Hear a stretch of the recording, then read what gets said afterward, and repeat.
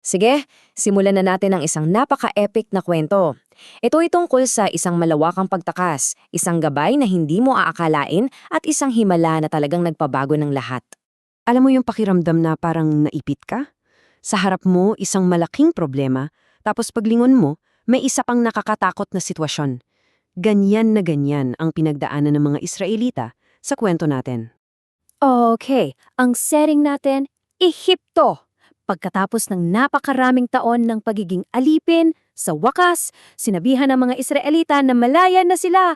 Pero heto ang catch, kailangan nilang umalis. Ngayon na. Biglaan talaga. At hindi lang sila basta umalis tingnan nyo yung bilang na yan, 600,000. At alam nyo ba, mga lalaki pa lang yan. So isipin mo kung idadagdag pa natin yung mga babae, mga bata at lahat ng ibang nakisama. Grabe, parang isang buong sidad na sabay-sabay na naglalakbay. So ano bang mga bitbit nila sa biglaang pag-alis na to? Well, syempre, dala nila yung mga kawan ng hayop nila, dala rin nila yung mga hiyas at kayamanan na nakuha nila mula sa mga Ehipsyo. Pero ang pinaka-espesyal sa lahat, dala nila ang mga buto ni Jose para tuparin ang isang napakatagal ng pangako.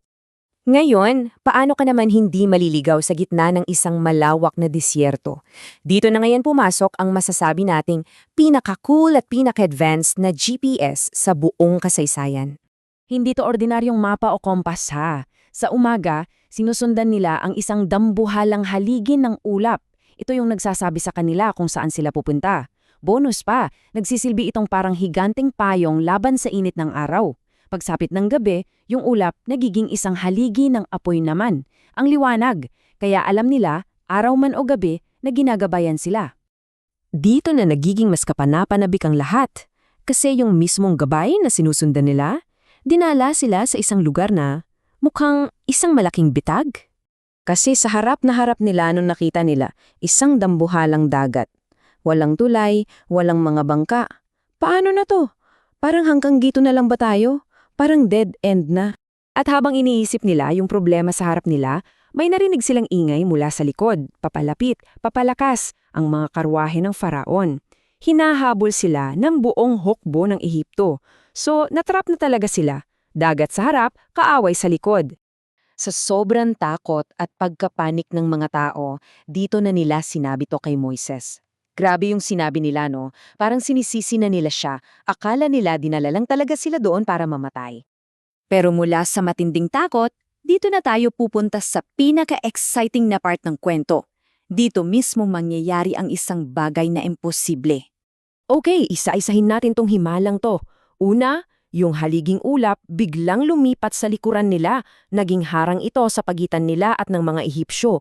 Tapos, itinaas ni Moises ang kamay niya sa ibabaw ng dagat, bigla, isang napakalakas na hangin ang umihip at nahati ang tubig. Nagkaroon ng tuyong daanan sa gitna na may parang pader ng tubig sa kaliwat kanan. Naglakad ang lahat ng Israelita ng ligtas. Pero nang sumunod ang mga Ehipsyo, biglang bumalik ang tubig at tinabunan ang buong hukbo. Wala ni isang nakaligtas. Mula sa matinding takot at kaba, ang sumunod naman ay napakalaking kagalakan at pagdiriwang. Isipin niyo yon, ligtas na sila.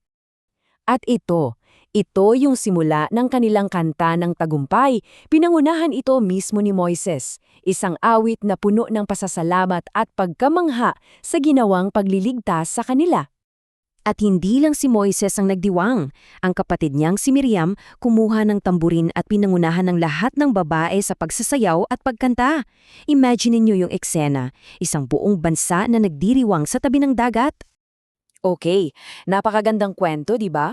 Pero ano naman ngayon ang aral nito para sa atin sa panahon ngayon? Magandang tanong yan. Kasi ang kwentong ito, hindi lang ito basta tungkol sa isang himala na nangyari libu-libong taon na ang nakalipas. Merong itong napakahalagang mensahe para sa buhay natin ngayon. At ito yung mga aral na yon. Una, kailangan nating sumulong kahit na parang hindi natin nakikita yung daan. Pangalawa, yung mga problemang sa tingin natin ay imposible, pwedeng maglaho. Minsan, kailangan lang talaga nating maglakas loob at gawin yung unang hakbang. At ang pinakamahalaga sa lahat, ipinapakita nito na kayang-kayang gumawa ng daan ng Diyos kahit sa mga lugar na sa tingin natin ay wala ng pag-asa. Kaya, iiwan ko kayo sa tanong na ito. Lahat tayo may kanya-kanyang dagat na pula na hinaharap. Mga problemang parang imposibleng tawirin. Pagkatapos mong marinig ang kwentong ito, ang tanong ay, paano mo haharapin ang sayo?